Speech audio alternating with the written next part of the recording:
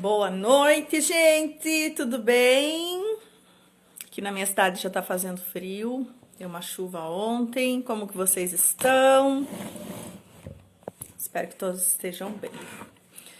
Então, gente, hoje o nosso tema da live vai ser métodos de alfabetização. A gente sabe que existem muitos métodos, muitos autores sobre alfabetização.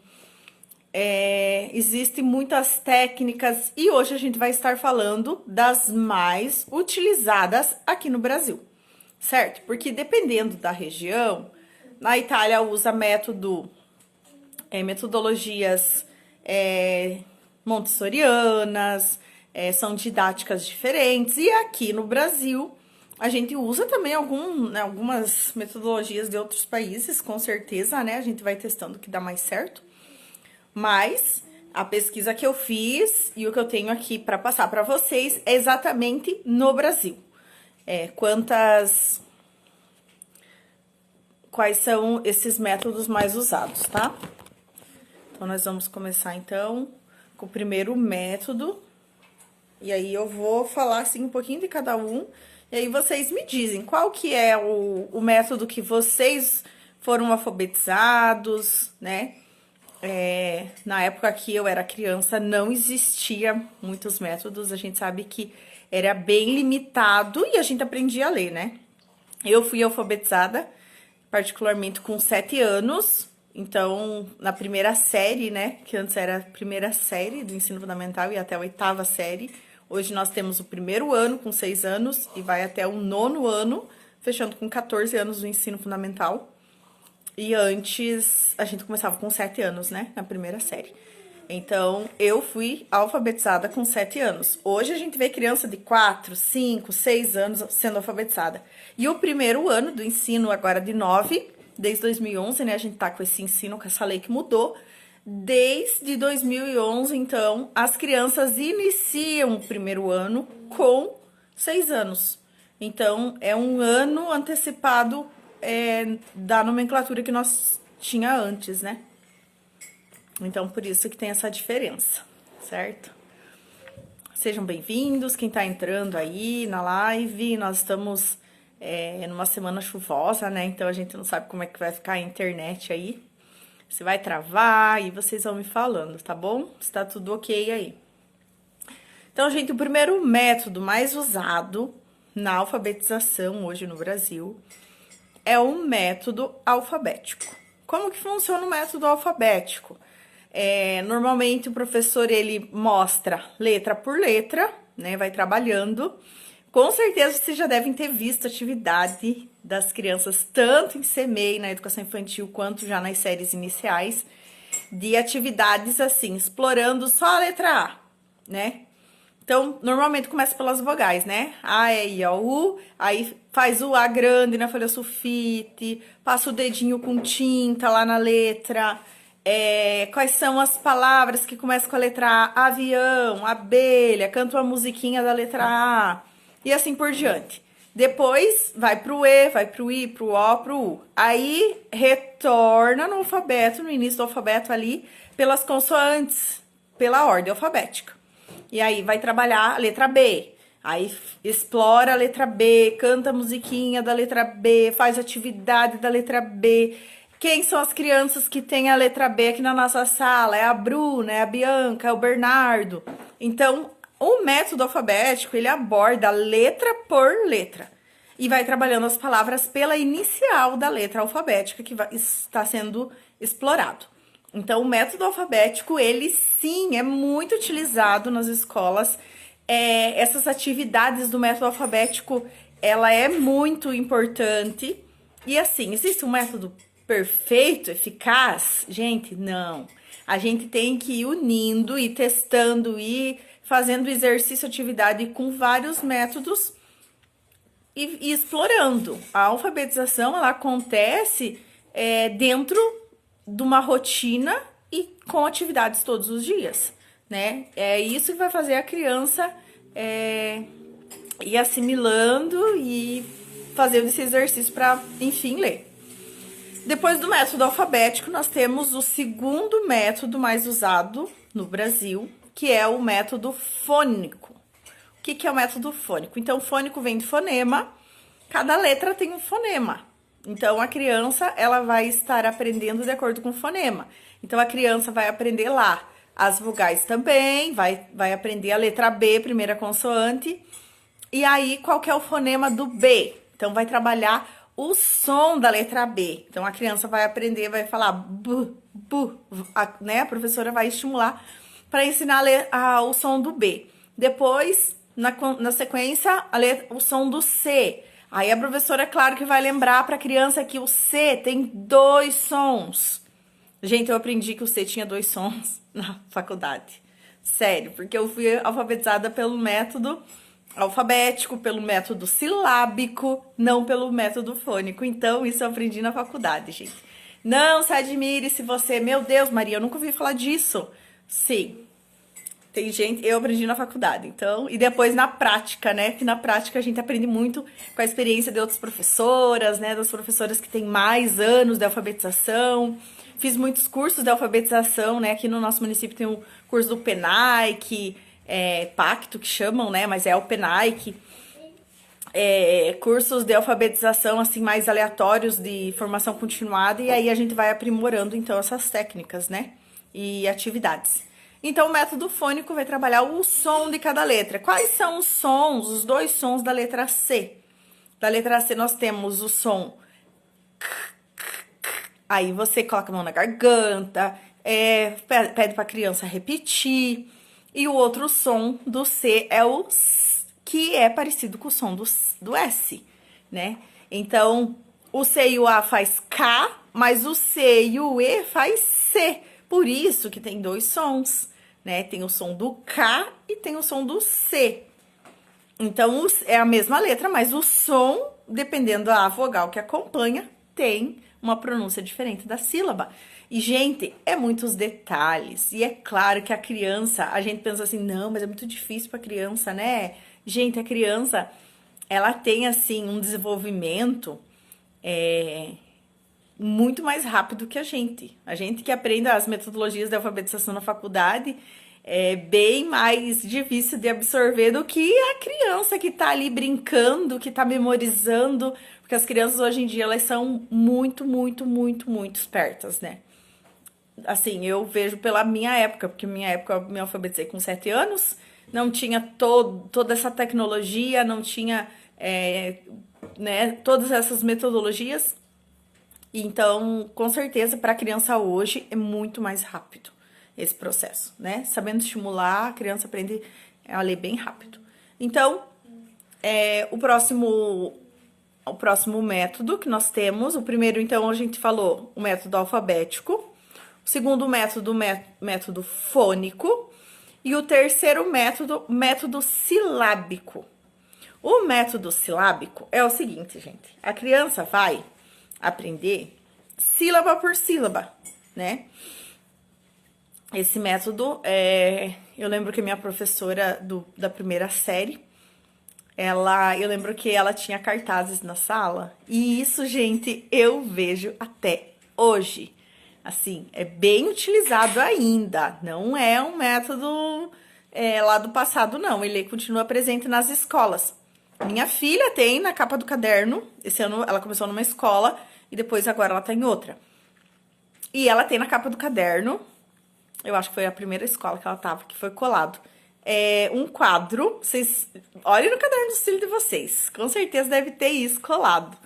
É uma tabela silábica, e aí tá lá, B, as consoantes, e daí... Que, filha? O B, as consoantes são letras. Sim, as consoantes são letras. Minha filha daqui a pouco vai dar live no meu lugar, né? Porque ela entende muito. Diga oi, filha. Oi! Vou até meu filtro aqui. Então, quer vir no meu colo? Então, assim, gente, vai ter assim. Pega lá o caderno que a mãe vai mostrar o teu caderno, tá? Aquele caderno que tá dentro da pasta. Então, assim, gente, eu vou pegar lá pra vocês verem, tá? Tem todas as consoantes tipo assim, numa fileira, numa coluna, e na linha de cima tem as vogais. E aí, assim, juntando o B com o A, fica Ba. O B com o E, B. O B com o I, Bi. E assim por diante. E daí com o C, aí com o D. E daí vai unindo, né? A consoante com a vogal. E aí nessa tabela vai ter um método silábico, gente, que a gente conhece aí. Ela vai trazer aqui, eu vou mostrar pra vocês. Obrigada, amor. Então, vou mostrar pra vocês. Aqui. Isso, aqui tem as vogais. Eu acho que é no outro caderno, filha. Ah, na tua agenda. Acho que tá colado na tua agenda também. Não. Sim, mas é outra tabela que a mãe queria ver. Ó, aquela, vou mostrar pra vocês. Aqui tem as letras, né? Essa atividade aqui, esse método, seria método alfabético. O alfabético é que vai ter a letra e vai ter um desenho representando a letra, né? Então, aqui na letra A, tem um abacaxi embaixo. Na letra B, tem um banana embaixo. Aí tem a palavra escrita com a inicial destacada de outra cor, certo? Então, é assim. Eu acho que tu pega aquele outro caderno, filha, agenda, que tá dentro da sua mochila. Que naquela lá, eu acho que é na capa daquela que tá.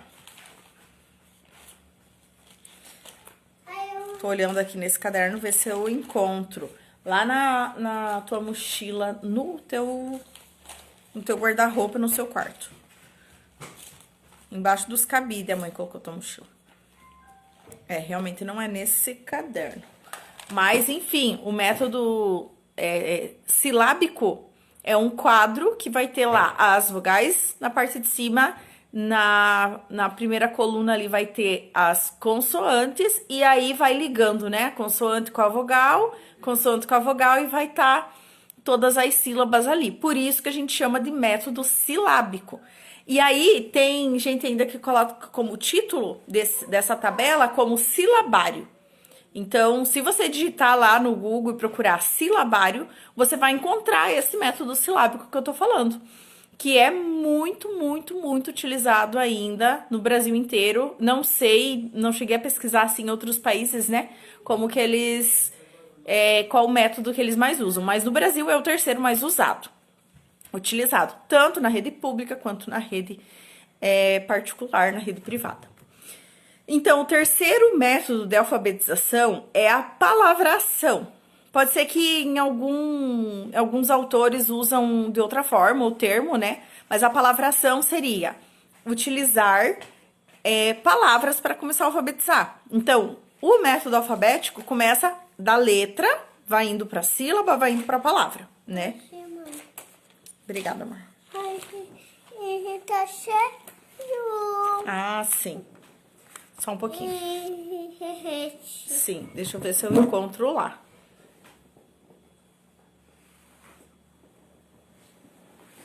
Não tem problema se não achar.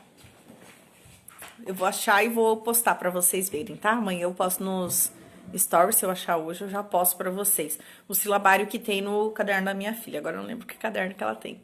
Mas eu sei que eu já vi, sim, na contracapa do caderno dela. Então, primeiro método, método alfabético, que a gente vai, né, trabalhar letra por letra. Segundo, método fônico, que trabalha o som de cada letra, tanto vogal como as consoantes. O terceiro método, método silábico. E o quarto método, palavração. Então, palavração é o seguinte, vai pegar uma palavra lá aleatória, um bicho, um animal, uma fruta, um objeto. De preferência é interessante ser do cotidiano, uma palavra que a criança conheça, né? E algo concreto, não verbo. Verbo, para começar a alfabetizar com verbo não é legal. É mais interessante que seja uma palavra mesmo, um objeto, uma fruta, um animal, né? Algo mais concreto que a criança possa desenhar, certo? Então, assim, palavração. Pega, por exemplo, a palavra abelha, banana, e aí explora letra por letra e vai juntando a sílaba. Esse é o método da palavração. E o quinto método, sentenciação. Tem autores e professores, dependendo da região, que colocam outro nome nesse método. Mas sentenciação seria você pegar frases. Então, tem um método que você pega a palavra, e começa a alfabetizar a partir da palavra. E tem método, esse outro de sentenciação, que é você pegar uma frase inteira e ir mostrando, lendo com a criança e mostrando palavra por palavra, já no contexto de uma frase. Que eu acho assim que, na minha opinião, eu não gosto muito desse método. Eu prefiro ser por palavra, por sílaba, e juntando e brincando, do que pegar uma frase, né, ali aleatória e você começar a explorar. E o método global, eu tá com a rinite, me dá muita coceira no nariz. E o método global, que seria o método que começa com um texto. Então, você pega um pequeno texto, uma poesia, uma fábula, uma narração, e aí você começa a ensinar a criança. Qual que é o problema de começar com um texto pronto ou uma frase? É porque vai ter verbo, vai ter artigo, definido, indefinido, vai ter várias palavras que, ao meu ver, seria mais interessante ser palavras como frutas, objetos, animais, coisas assim mais concretas, digamos, né? E aí o método global, você começa do texto e vai diminuindo, vai do texto para a frase, para a palavra e assim por diante, até trabalhar na letra individual. E eu acho mais interessante começar do pequeno e ir pro grande, não do grande e voltar pro pequeno, né? Do global pro individual, eu prefiro do individual pro global. Então, aos pouquinhos, você vai vendo que a criança vai conseguindo escrever uma sílaba, uma palavra, vai juntando, vai brincando, vai conseguindo escrever uma frase e, por fim, escrever realmente um texto, uma produção de texto.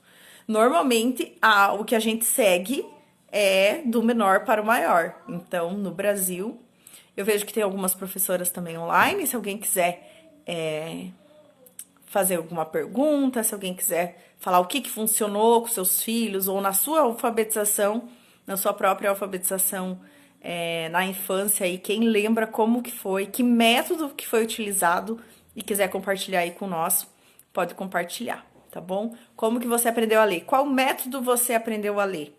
Se você quiser compartilhar aí, você pode escrever, tá bom? Porque assim, cada um aprendeu com um método e às vezes o alfabetizador, ele pode ter misturado alguns métodos também. O ideal é misturar, é você pegar atividade silábica, atividade fônica, atividade alfabética, palavração, né, como tem ali, e você ir explorando e brincando e testando todo dia de uma forma até para a criança não enjoar, né? Só a mesma atividade, só a mesma atividade. Porque se você dá essa mistura de atividades com vários métodos, o que acontece? A criança, ela consegue desenvolver, às vezes, melhor em uma atividade do que em outra. Ou acha mais interessante uma atividade do que outra, né? E aí, quando a criança se interessa, acha interessante e tem essa metodologia misturada, é mais fácil para a criança aprender a ler. Porque aí atrai a criança, né? Porque todo dia a mesma coisa. Eu lembro muito bem da minha fase de alfabetização, que eu aprendi a ler em 1997, eu tinha 7 anos, que a professora fazia a gente ler cartazes todos os dias desse terceiro método que era o método silábico. Então tinha os cartazes lá, ba, be, bi, bobo, e a gente ficava lendo, sentava no chão toda a turma, ela ficava com uma régua de madeira grande na parede, e a gente lia sílaba por sílaba do B, né, do ba, be, bi, bobu até o Z. Então, era uma coisa que era trabalhado muito, porque assim, nessa década de 90, que foi a época que eu me alfabetizei, era um método tradicional. O que é o método tradicional, se você for pesquisar sobre esse método? É um método que você trabalha muito memorização. Você tinha que memorizar. Hoje não, hoje a gente trabalha um método da escola da pedagogia histórico-crítica, que é a criança aprender realmente sabendo o significado, entendendo o significado do conteúdo, não memorizando, porque a gente memorizava mesmo, né? Hoje a gente faz desenhos para compreender como que por que o resultado da tabuada é 4. Então, faz 2 grupos com 2 cada um. 2 vezes 2 é 4. Então, você entende o significado. Não é porque é porque é. É porque existe uma lógica, é porque existe uma explicação para isso. E hoje, nas escolas, né, que trabalho assim, cada escola também define, né, ou o município, na proposta pedagógica, é definido o método da escola que vai trabalhar. Tem escolas que são tradicionais, né, e tem escolas, no caso do município onde eu moro, a proposta é pedagogia histórico-crítica. Quem é professor aí do município, quiser comentar alguma coisa, é isso aí, né, gente? Confirma aí pra mim. Mas é pedagogia histórico-crítica. Eu não tô mais trabalhando na rede, mas até então que eu conhecia, né? E o que muda de uma pedagogia para outra, né? É a forma de trabalhar, é os métodos a serem trabalhados.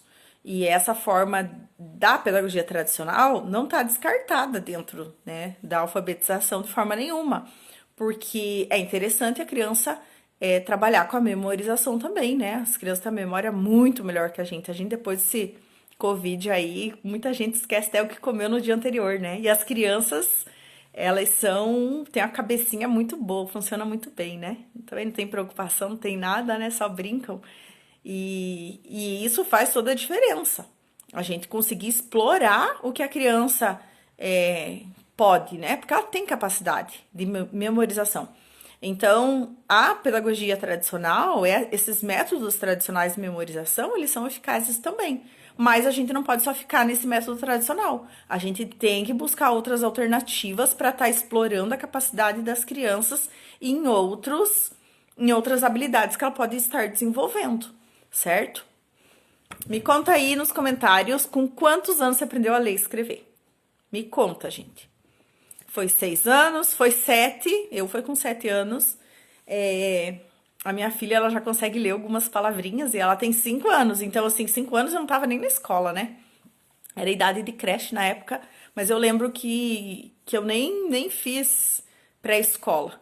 Eu já entrei no primeiro ano e eu aprendi a ler com 7 anos.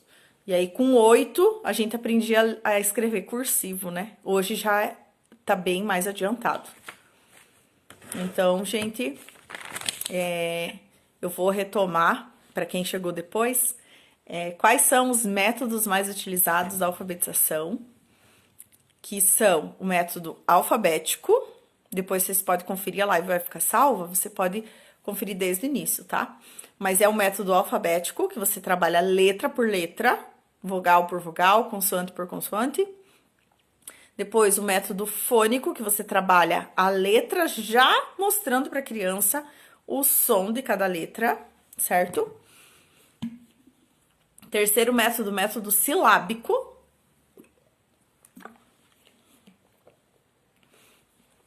Que é muito utilizado. Esses 3 eu digo que são os mais utilizados, viu? Método alfabético, fônico e silábico. É os top 3 realmente aqui do Brasil. E aí tem a palavração, sentenciação, que é frase, palavração palavra por palavra, e método global, que começa a alfabetizar pegando um texto e esmiuçando ali palavra por palavra, num contexto já de uma narrativa, de um poema, né? Dependendo o gênero textual, já dá para começar a alfabetizar por aí. Eu, particularmente, eu prefiro ser do individual para o global, né? Como eu comentei antes. Mas, enfim, vai muito, assim, da didática, né? De cada professor. Acredita e trabalha, né? Se vê resultado. Mas o ideal é a gente ir testando, ir fazendo, né? Toda essa coletânea aí de pesquisa, de atividade e de exercício. E assim, a criança, ela tem que ter contato todos os dias. Nas escolas, normalmente, né, as que eu trabalhei, existe uma rotina.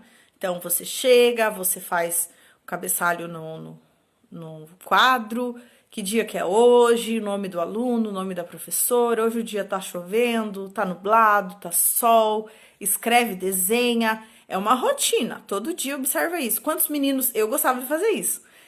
Quantos meninos tem na sala, quantas meninas, quem que faltou...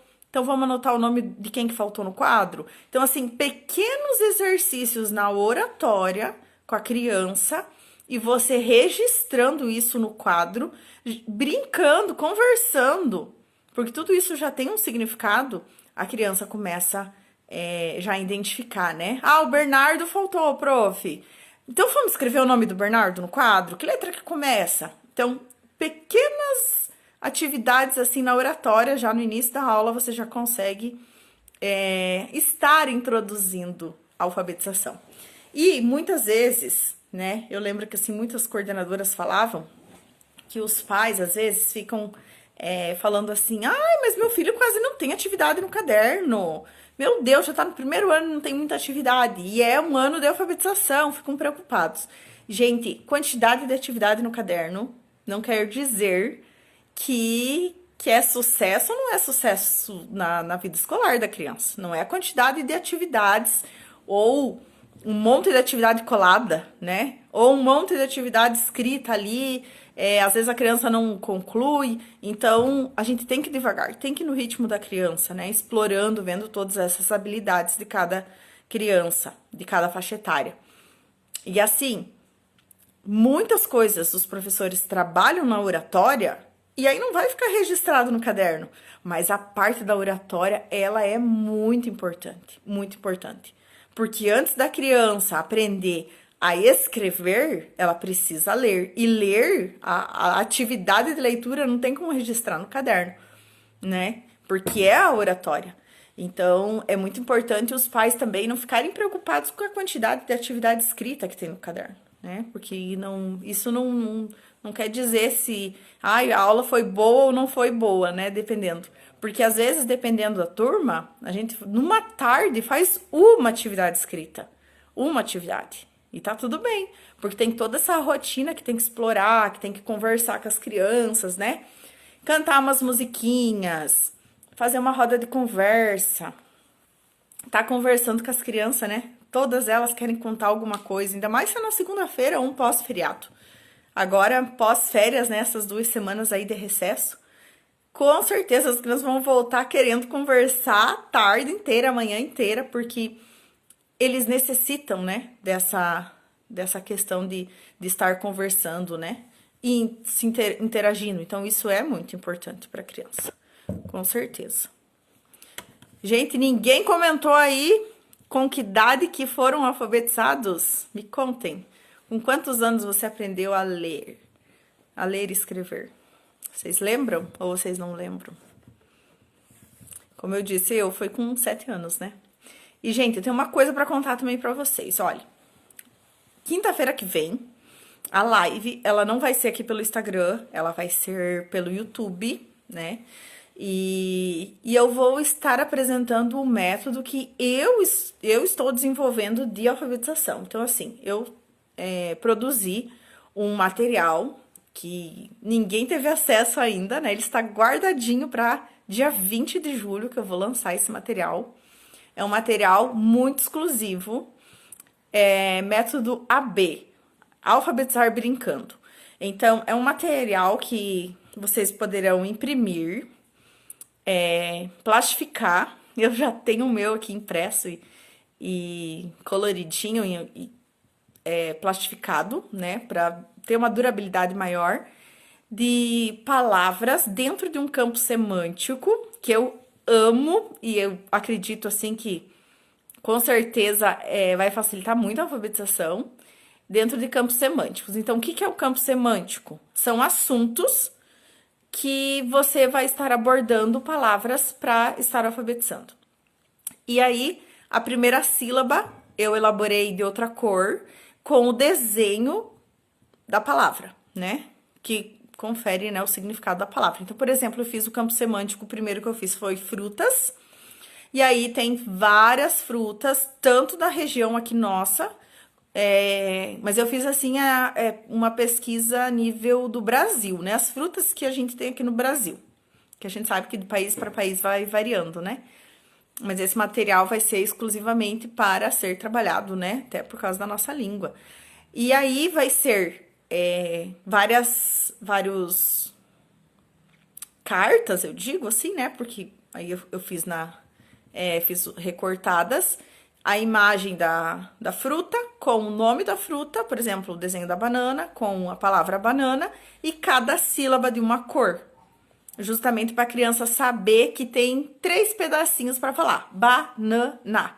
Então, dentro dessa proposta, a criança ela vai vai dar para estar explorando com a criança várias atividades. Tanto na questão da criança identificar a fruta, né, saber ali que tem várias frutas dentro de um campo semântico. Também daí vai ter outros campos semânticos também, né? Animais, materiais escolares, coisas que tem em casa. Eu tenho aqui uma lista, porque realmente é bastante coisa.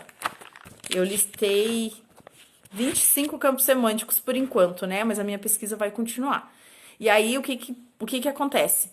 As pessoas podem estar aplicando, e não precisa necessariamente ser um professor, pode ser uma mãe sem faculdade nessa área da educação, inclusive, pode estar aplicando essas atividades com a criança em casa e explorando, entende? Na primeira vez que a criança tem contato com esse material e você pedir para a criança ler essa palavra, a criança vai pegar e vai dizer, tá escrito banana, porque ela está vendo a imagem da banana.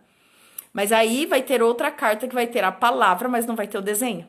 Então, a criança, ela vai lembrar que banana era o B-A, o N-A e o N-A. E aí, né? Enfim, eu não vou dar muitos detalhes. Mas esse material eu vou estar explicando mais detalhadamente na quinta-feira, no mesmo horário, às 20 horas e 20 minutos. Só que só lá pelo YouTube, tá? Vai ser pelo um link de acesso e não vai estar disponível, não vou deixar salvo também. Porque vai ser um lançamento assim, e aí vai ser, né, para quem tá interessado, daí vai ser lá mas durante a semana eu vou explicar mais certinho como que vai estar funcionando, certo? E não vai ficar gravado, mas mais tarde eu vou explicando melhor esse material, mostrando para vocês, tá bom? Agradeço a atenção de todos. Se alguém ficou com alguma dúvida sobre algum desses métodos, vocês podem estar me chamando, tá? Mas esse método AB, Alfabetizar Brincando, que eu vou estar apresentando na semana que vem, é justamente um método que, dentro, né, de vários estudos, né, de todo esse tempo que eu estava em sala de aula, né, trabalhei 4 anos também com jovens e adultos, com alfabetização de jovens e adultos. Então, eu observando várias faixas etárias também, eu elaborei esse material para facilitar e para ser mais dinâmica a leitura. E aí dá para trabalhar a escrita, logo depois que alfabetiza, já dá para introduzindo a escrita aí para as crianças também. Funciona, com certeza funciona também esse método para adultos, mas aí a gente vai adaptando de acordo com os assuntos e campos semânticos que é mais de interesse dos adultos, né? Como o Paulo Freire fazia, que para mim, alfabetizador que nem Paulo Freire, né, brasileiro ainda, é um método, assim, que eu apliquei muito no EJA, na educação de jovens e adultos, e sempre gostei de adaptar para crianças. Então, esse método que eu vou apresentar na semana que vem, com certeza, dá para adaptar também para adultos, certo?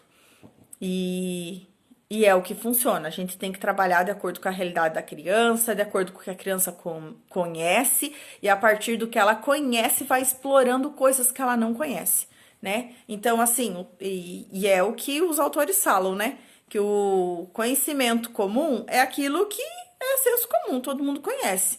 E aí a gente começa com o senso comum, a alfabetização também. E aí a gente vai aprimorando, vai introduzindo outros conteúdos e aí se torna realmente o conhecimento científico, né? Porque a escola ela tem esse papel.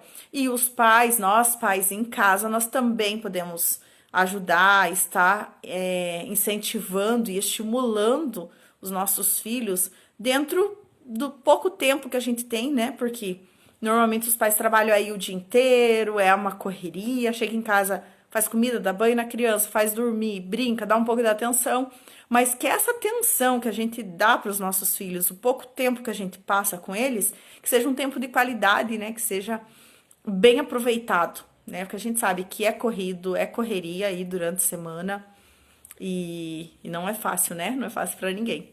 Mas eu aguardo vocês na próxima semana, às 20 horas e 20 minutos. A live vai ser transferida lá pelo YouTube. Não vai ter aqui pelo Instagram, mas vai ser só agora dia 20 de julho. E aí a gente conversa semana que vem mais um pouco, tá bom? Muito obrigada quem entrou e uma boa noite a todos.